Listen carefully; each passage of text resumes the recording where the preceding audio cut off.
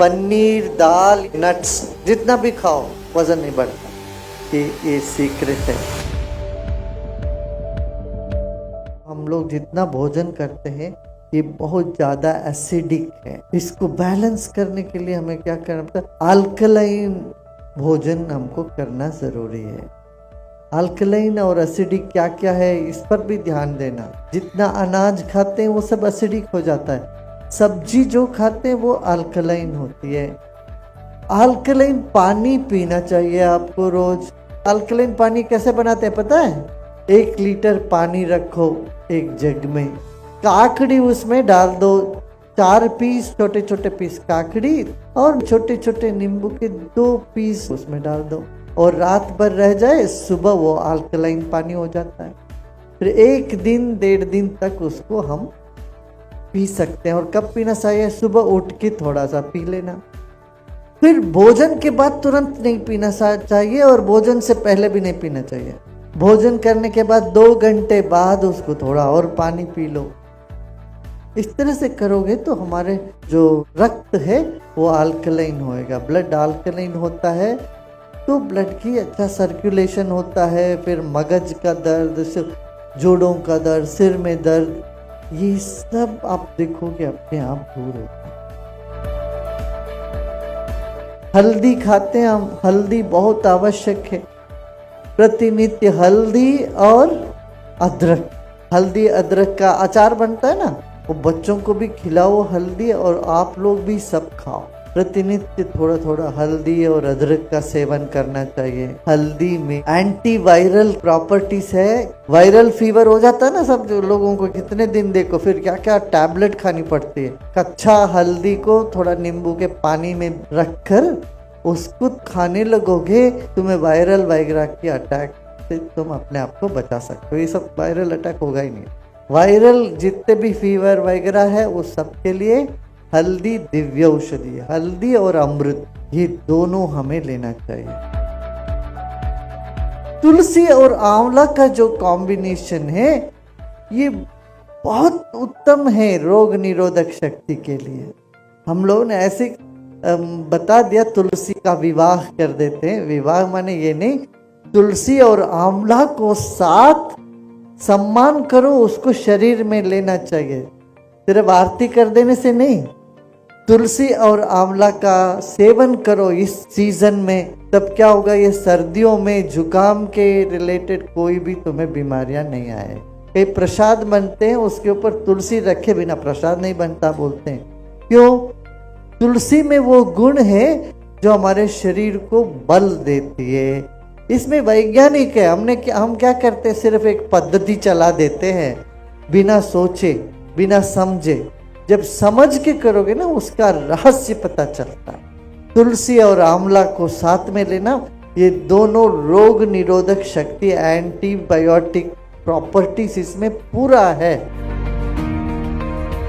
गुजराती में जितने तली हुई हम सब खाते हैं ना, चिवड़ा खाते हैं, ये सब, इन सब के साथ कड़ी पत्ता रखते हैं। कड़ी पत्ता एंटी कोलेस्ट्रॉल है। कोलेस्ट्रॉल किसी का हाई हो तो बोलते हैं स्टैटिन टैबलेट लो। मैं कहता हूँ बिल्कुल नहीं लेना। वो स्टैटिन टैबलेट से फार्मेसी पैसा बनाती है मगर शरीर का कोई आराम नहीं मिलता। अभी इतने साल के बाद अब अमेरिका में लेटेस्ट रिसर्च है, वो बोल रहे हैं स्टैटिन से नुकसान है, कोई लाभ नहीं है। ये तो हमको पहले से पता। भारत में हम पहले से कहते थे ये स्टैटिन टैबलेट बिल्कुल ही नहीं लेना चाहिए। उसकी जगह क्या लोगे, कोलेस्ट्रॉल बढ़ गया तो कड़ी पत्ता ना चटनी जमी लो। कड़ी पत्ता का चटनी, ढोकला साथे, हांडवा साथे जमी लो। ढोकला बहुत सरस फूड थे। ढोकला में तो सब है, उसमें अमीनो एसिड है, उसमें इडली जैसे है ढोकला, उसमें दही भी है, तो शरीर के लिए उत्तम है। पर मीठा कम खाना चाहिए और सफेद चीनी तो बंद ही कर दो। आप लोग जहाँ भी कुछ करना हो गुड़ का ही उपयोग करना चाहिए या ब्राउन शुगर को उपयोग में लाना चाहिए, तब स्वास्थ्य ठीक रहेगा। देखो सब तली हुई पदार्थ के साथ हम कड़ी पत्ता डालते हैं, क्यों? उससे तली हुई पदार्थों में कोलेस्ट्रॉल होता है और कड़ी पत्ता कोलेस्ट्रॉल को वहीं का वहीं खत्म करती है। इसलिए कड़ी पत्ता का चटनी हम सबको लेना चाहिए। सेजल है ना, सेजल, डांटा जिसको कहते हैं सेजल, ये इतना उत्तम है। आजकल विदेशों में बहुत जोर से चल पड़ा सहजल। इतनी सी बोतल में इतनी सी सहजल पत्ते के पाउडर पुड़िया बहुत महंगी बिक रही है वहाँ, $30-35 बिकती इतनी सी सहजल के पाउडर। वो सरगवो की पत्ता जो है इतना बढ़िया है, आपके ब्लड में जो जो चीज चाहिए वो सब सरब के पत्ता में है। वो सरब को खाना बहुत सबको खाना चाहिए। और सरब को नहीं मिलता तो ऊर्जा टैबलेट बनाए अपना आयुर्वेद में। वो सरग को का ही पत्ता अच्छे से निकाल के ऊर्जा टैबलेट जरूर रखना अपने पास, उससे शक्ति बनती है। हमारे शरीर में कोई भी चीज की कमी हो तो ऊर्जा टैबलेट लो, वो ठीक कर देते। ऊर्जा टैबलेट हर तरह की कमी डिफिशियंसी है, कोई बोलता है कैल्शियम डिफिशियंसी, पोटेशियम डिफिशियंसी, कोई बोलेगा तुम्हें बी का डिफिशियंसी है, डी का डिफिशियंसी, किसी भी तरह का डिफिशियंसी, ये ऊर्जा खा लो, ऊर्जा टैबलेट, तो उससे वो ठीक होने लगेगा। अब घी बनाते हो ना घर में, घी बनाते हो तो सरगवो का पत्ता उसमें डाल देना 2-4, वो भी अच्छा है। ये सब दादी माँ नानी माँ सब करती थी। सरगवो के पत्ते कड़ी पत्ता घी में डालती थी कि नहीं, पहले करते थे वो घी जब बना देते। आजकल हम सब भूल भाल गए वो सब। देखो जो जो जीवन के लिए बहुत आवश्यक है हमने उसको पवित्र माना। क्या क्या क्या हमने पवित्र माना? तुलसी, तुलसी से रोग निरोधक शक्ति बढ़ती है शरीर में। तुलसी हमने पवित्र माना। फिर क्या पवित्र माना हमने?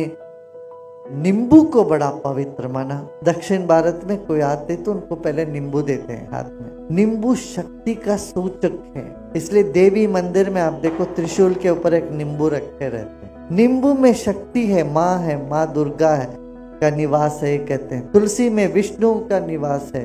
बेलपत्र में, बेल में शिवजी का निवास है। हम एक एक पत्ते को ईश्वर के साथ जोड़ के रखे हैं ताकि वो सारे ईश्वरी तत्व हमारे पौधों में, पत्तों में, फलों में निवास करते हैं। ये बात है, उनका तरंग इन चीजों में होता है। ऐसे जब नर्वस सिस्टम का या पेट का कुछ हो तो बेलपत्र खाते या बेल का फ्रूट खाते हैं। जब फल खाते हो, फल के साथ साथ पूरा सब खाना मत खाओ, फल ही खाना चाहिए, थोड़ी देर छोड़ना चाहिए समय। नट्स और फल एक बार खाना चाहिए। फिर जब पके हुए भोजन करते हो सेपरेट, उस वक्त फल नहीं खाना चाहिए। अब ये विदेशों में क्या करते हैं, भोजन के बाद फल खाते हैं, ये गलत है। आयुर्वेद इसको मानता नहीं है।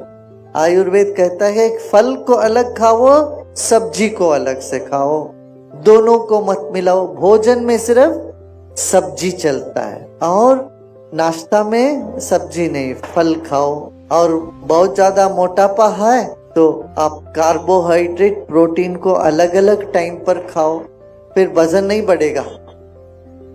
माने एक टाइम दाल खाना चाहिए, दूसरे टाइम रोटी खाना चाहिए। चावल रोटी के साथ दाल नहीं मिलाना, पनीर नहीं मिलाना। पनीर, दाल ये सब प्रोटीन है, नट्स, इसको अलग से खाओगे और चावल अलग से और रोटी अलग से खाओगे तो वजन नहीं बढ़ेगा।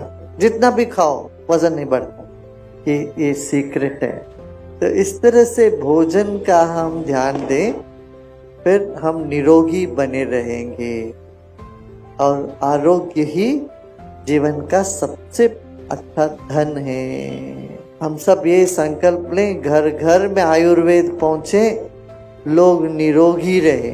तो अब हम जो भी हम लोग यूज करते हैं स्नान करने में, ये करने में, सब आयुर्वेद की तरफ मुड़ना चाहिए। देखो शरीर में सबसे बड़ा ऑर्गन है हमारा स्किन। इस पे जितना केमिकल वाली सब हम साबुन वाबुन लगाते हैं, वो केमिकल अंदर धीरे धीरे जाके फिर अपना शरीर में स्वास्थ्य को बिगाड़ देता है। इसलिए हमें लौट के आयुर्वेद पर अपना ध्यान दें, आयुर्वेद की तरफ चलें। शरीर के भीतर बाहर सब आयुर्वेद का ही हम उपयोग करें।